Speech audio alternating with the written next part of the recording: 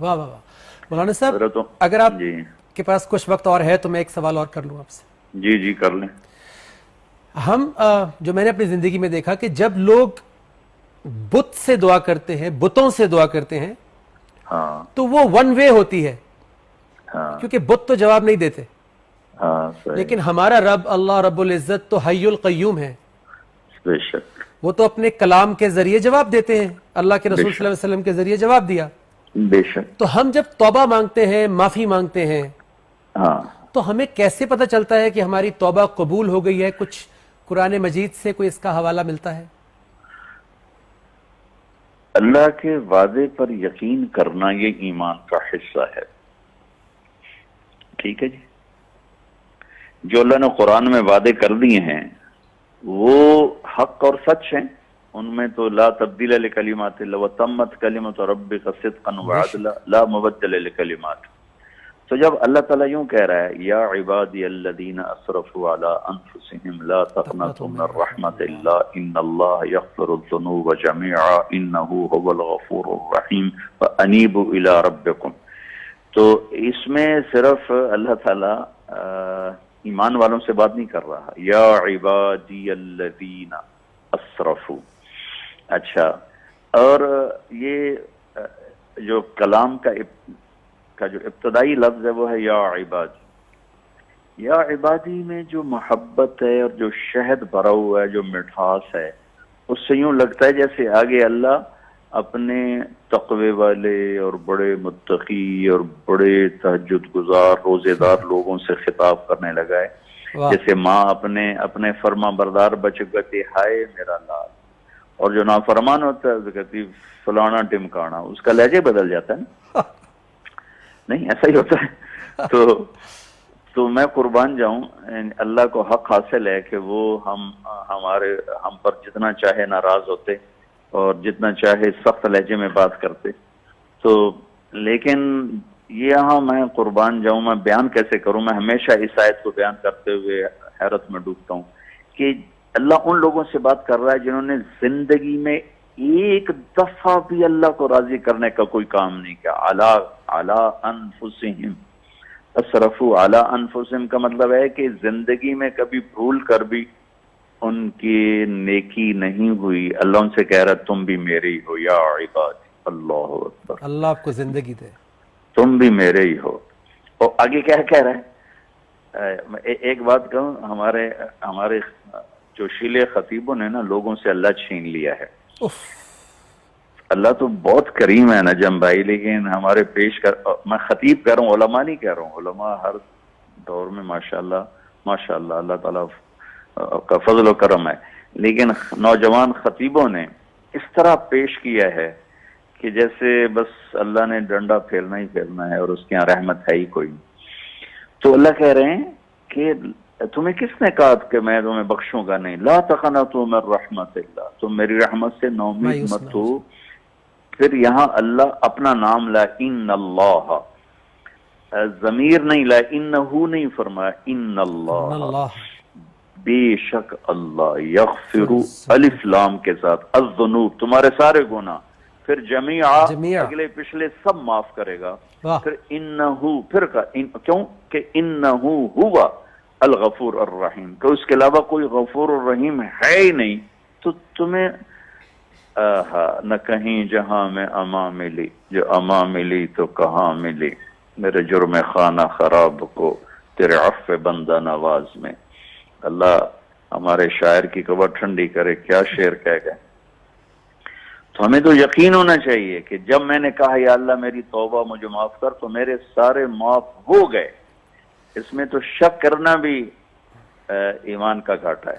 مولانا صاحب میرے استاد نے مجھ سے کہا کہ اللہ تو معاف کرنے کے لیے فوراً تیار ہے، تم بھی تو معاف کرو اپنے آپ کو. تو میں ایک ہی غلطی بار بار کرتا تھا.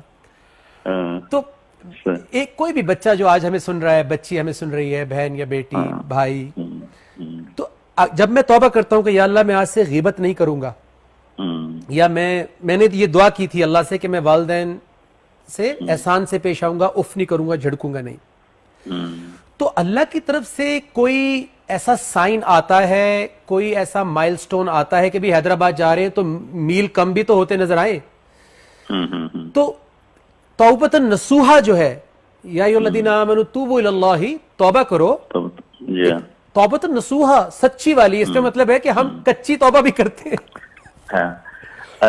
تو یہ کیسے پتہ چلتا ہے کہ یہ غلطی یہ اللہ نے معاف کر دیا؟ نجم بھائی, اللہ کی رحمت پہ صدقے جاؤں, اس کے نبی کی رحمت پہ بھی صدقے جاؤں, جو مرد عورت بوڑھا جوان سچے دل سے جب توبہ کرتا ہے نا تو وہ نصوحہ ہی ہوتی ہے. پھر جب وہ ٹوٹتی ہے تو اللہ پہ قربان جاؤں, اس نے نہ کوئی حد مقرر کی ہے کہ 60 سال کے بعد توبہ قبول نہیں, نہ کوئی عدد مقرر کیا ہے کہ 1000 دفعہ توڑنے کے بعد توبہ قبول نہیں. ان استقالنی عقلت لا, اتنا خوبصورت جملہ ہے کہ میں ساری رات اس کو بولتا رہوں تو اس کی تشریح ختم نہیں ہو سکتی کہ میرے بندے جب جتنی دفعہ تو ٹوٹ کر آئے گا نا میرے پاس, اتنی ہی دفعہ میں تیری توبہ کو قبول کر کے تجھے معاف کروں گا. اور ان استقالنی عقلت لا, یہ آپ کے سامنے شاید کوئی راڈ پڑا ہو یا کوئی کرسی ہو, لکڑی ہو, جب ٹوٹ جاتی ہے تو اس کو جوڑ جب لگایا جاتا ہے تو جڑنے کے بعد جوڑ نظر آتا ہے, اور اس کو جتنا بھی پالش کر دیں تو بھی قریب سے دیکھیں تو جوڑ نظر آتا ہے. اور عقل تو لہو کا مطلب یہ ہے کہ میرا بندہ تو 1000 دفعہ توبہ توڑ کر آئے یا کروڑ دفعہ, جب بھی تو آئے گا نا اس طرح جوڑ کے واپس کروں گا کہ بے جوڑ ہوگی, تیرے فرشتے منکر نکیر بھی نہیں پہچان سکیں گے کہ یہ کرامن کاتبین بھی نہیں پہچان سکیں گے کہ یہ ٹوٹی ہوئی توبہ ہے یا ٹوٹی ہی نہیں کبھی. اس طرح اللہ اپنی رحمت سے اس کو جوڑ کے واپس کر دیتا ہے. اور میرے نبی کا فرمان ہے, جس سے دن میں 70 دفعہ گناہ ہوا اور ہر دفعہ اس نے توبہ کی اللہ کی بارگاہ میں رو کے, تو اللہ کی بارگاہ میں مردود نہیں ہے, اللہ کا محبوب ہے. کہ بھولنا ہماری صفت ہے, معاف کرنا اس کی صفت ہے. مولانا صاحب, کیا بار بار توبہ کرنے سے, اور یہ میں جو سوال آپ سے کر رہا ہوں یہ میں اپنی زندگی کو سامنے رکھ کے کر رہا ہوں, کیونکہ مجھے آج کمٹ کرنا ہے یہاں پر کہ جو گناہ میں نے چھوڑے ہیں, جو غلطیاں میں نے کرنا چھوڑی ہیں یا ان کے اوپر فوکس کیا ہے, وہ ہیبیچول نہ ہو جائیں. کیونکہ جب میں بار بار اللہ کی توبہ کو گرانٹڈ لے لیتا ہوں کہ یار اللہ تو معاف کرنے والا ہے نا, چلو پھر معاف کر دے گا, تو کیا اس سے نفسیات آہستہ آہستہ تباہ نہیں ہو جاتی انسان کی؟ کیا بار بار غلطی کرنے والے امپلائی کو آپ رکھتے ہیں یا فائر کر دیتے ہیں؟ یہ آپ اللہ ایک نہیں ہے نا, اللہ تو اثر سے پاک ذات. جی, وہی فطرت اللہ نے ہمیں دی. جی, اور میں اثر سے پاک نہیں ہوں. میرا امپلائی 2-10 دفعہ غلطی کرے گا, میں آپ سے ضرور نکال دوں گا, لیکن میرا اللہ یہ کہتا ہے کہ لن تبلغوا ضری فتضرونی بلن تبلغوا نفعی فتنفعونی. میرے بندو, نہ تم مجھے نقصان پہنچا سکتے ہو نہ نفع پہنچا سکتے ہو. تمہارے سجدوں سے میں کوئی بڑا نہیں ہوتا, تمہاری نافرمانی سے کوئی چھوٹا نہیں ہوتا, چونکہ اللہ پاک اپنی ذات میں ہمارے گناہوں اور ہماری نیکیوں کے اثرات سے پاک ہے. لہذا جتنی دفعہ بھی کوئی نادم ہو کہ اس کی بارگاہ میں توبہ کرتا ہے, دروازہ کھلا ہے, ہم سے بند نہیں کرتے, کہ اللہ نے بند نہیں کیا, میں اسے بند نہیں کرتے. سورہ نساء میں غالباً اس کی 18 نمبر آیت ہے جہاں اللہ تعالیٰ کہہ رہے ہیں کہ ان کے لیے کوئی توبہ نہیں ہے جو گناہ کرتے جائیں اور پھر کفر میں ہی, اسی گناہ میں ہی ان کو موت آ جائے. تو وَلَيْسَتِ التَّوْبَةُ, میں بتا رہا ہوں, ہمیں جلدی کرنی چاہیے. وَلَيْسَتِ التَّوْبَةُ لِلَّذِينَ يَعْمَلُونَ السَّيِّئَاتِ حَتَّى إِذَا حَضَرَ أَحَدَهُمُ الْمَوْتُ فَقَالَ إِنِّي تُبْتُ الْآنَ وَلَا الَّذِينَ يَمُوتُونَ وَهُمْ كُفَّارٌ. یہ آیت ہے کہ ایک تو کافر کی توبہ نہیں ہے, جب وہ کفر پہ مر گیا تو اس کی کوئی توبہ نہیں. ایک مرتے وقت کوئی کہے یا اللہ میری توبہ, تو اس کی کوئی توبہ نہیں ہے. لہٰذا یہ اس میں تو میں آپ کے 100% ساتھ ہوں کہ توبہ جلدی کرنی چاہیے, فوری کرنی چاہیے. اور اگر اللہ نہ کرے پھر ٹوٹ جائے, پھر کر لے. یہ بار بار ندامت کے آنسو اسے پکا کر دیتے ہیں, اسے ثابت قدم کر دیتے ہیں. اللہ اکبر.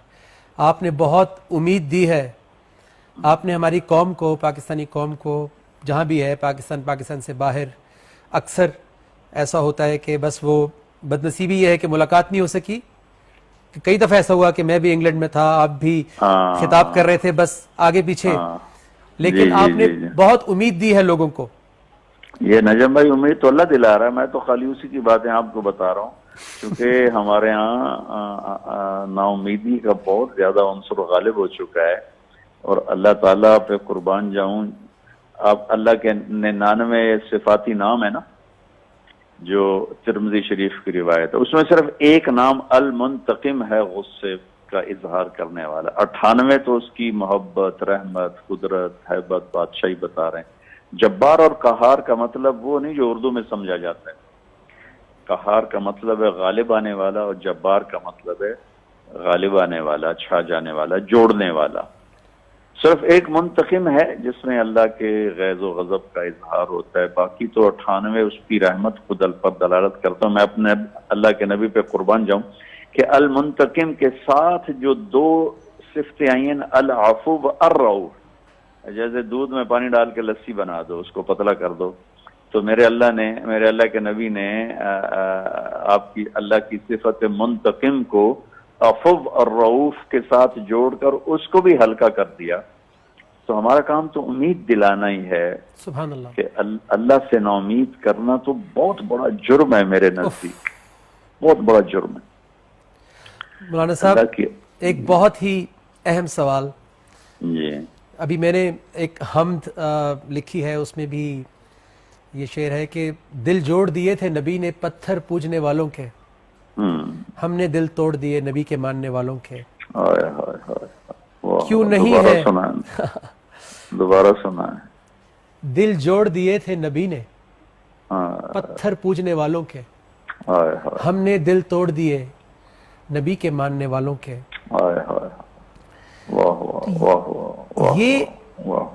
یہ اور اس کے بعد آگے کہا کہ دلوں کو جوڑنے والا, اللہ سے ڈرنے والا, وہ ہی ہے مسلمان قرآن والا. بے شک بے شک بے شک بے شک بے شک. تو یہ کیا سبق دیں گے آپ اس وقت سب سننے والوں کو؟ میں ان سے یہ کہوں گا کہ بس اپنا رمضان مسلمان بن کے گزاریں, امت بن کے گزاریں, مومن بن کے گزاریں. جو ان کے اپنے عقائد ہیں, میں سب کے عقائد کو سلام پیش کرتا ہوں, بے شک لیکن اوروں کے لیے گنجائش مانگتا ہوں, مجھے بھی گنجائش دیں, اوروں کو بھی گنجائش دیں. سبحان اللہ. کہ اللہ کی جنت بہت بڑی ہے. صرف ایک ہی فرقے کا دعویٰ اگر ہے کہ ہم ہی جنتی ہیں تو ویلی جنت اللہ 4 پاؤں کی کرنا. تو اللہ کی جنت تو بہت بڑی ہے, اور اللہ نے اہل ایمان کے لیے رکھی ہے. ہم ایک دوسرے کے لیے گنجائش پیدا کریں, مسلم بنے, مومن بنے, امت بنے. ایک دوسرے کو سلام بھی نہیں کرتے تو یہ کیا امت ہے, یہ کیا اسلام ہے. نفرت سے بھرے ہوئے ہیں. تو بس میں عوام جو میرے بھائی بہن سن رہے ہیں ان سے کہتا ہوں کہ امت بنے, فرقہ واریت کا حصہ نہ بنے, امت بنے, مسلم بنے. هو سماکم المسلمین من قبل, اللہ نے ہمارا نام مسلم رکھا ہے. اپنی مسلک, اپنے عقائد جو بھی ہیں اس کی آپ پاسداری کریں, لیکن اوروں کے لیے گنجائش پیدا کریں. اللہ آپ کو زندگی دے, صحت دے. جسے ڈھونڈتا ہے یہاں وہاں دل میں تیرے موجود ہے, جسے مل گیا ایک بار وہ اسی دل میں اثر سجود ہے. مولانا صاحب ہم سب سجدے کرتے ہیں, سجدوں کا اثر اگر نظر نہ آئے زندگی میں, کیونکہ جو سجدہ اللہ کے رسول صلی اللہ علیہ وآلہ وسلم نے کیا تھا وہ اس کے اثرات آج تک نیک لوگوں کو دیکھ کے, ان کی بات سن کے ان کے اثرات نظر آتے ہیں. قیامت تک وہ اثرات رہیں گے. آج 1.9 بلین ہو گئے مسلمان.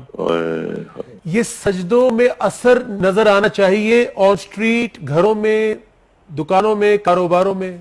کیسے نظر آئے گا یہ اثر؟ وہ کام چھوڑ دیں نظم بھائی جو میں نے کہا ہے, دھوکہ دینا چھوڑ دیں, جھوٹ بولنا چھوڑ دیں, ظلم کرنا چھوڑ دیں, تو انشاءاللہ بڑے نظر آئیں گے. ایک وعدہ تو کریں ہمارے ساتھ. جی فرمائیں. مجھے پتا ہے آپ بہت مصروف ہیں. یہ جو آپ باقی چینلز بھی دیکھ رہے ہیں ہاں ہاں اور ابھی یوتھ آئی تھی میرے پاس, میں نے ان سے کہا کہ تم خوش نصیب ہو کہ ہماری اس ڈسکشن کا حصہ بن رہے ہو, کیونکہ یوتھ جو ٹیلی ویژن پہ دکھائی جا رہی ہے تو وہ کہہ رہی ہے ذرا مجھے بھی پھینکے مجھے بھی پھینکے, اور ایک ٹیلی فون اور ایک کرتا اڑتا ہوا آتا ہے اور وہ پکڑ لیتے ہیں, سب جھپٹتے ہیں اس کے اوپر. تو ذرا خدا را اس کے اوپر تھوڑا سا نصیحت کیجئے کہ جو ہم یہ کام کر رہے ہیں نیو ٹیلی ویژن کی ٹیم اور ہم سب مل کے, کہ اس رمضان اللہ کی رضا حاصل کرنی ہے, اس براڈ کاسٹ ٹائم کو اس کی رضا کے لیے استعمال کرنا ہے. اللہ آپ کو بہت بہت جزائے خیر دے نجم بھائی, آپ نے تو کلیجہ ٹھنڈا کر دیا.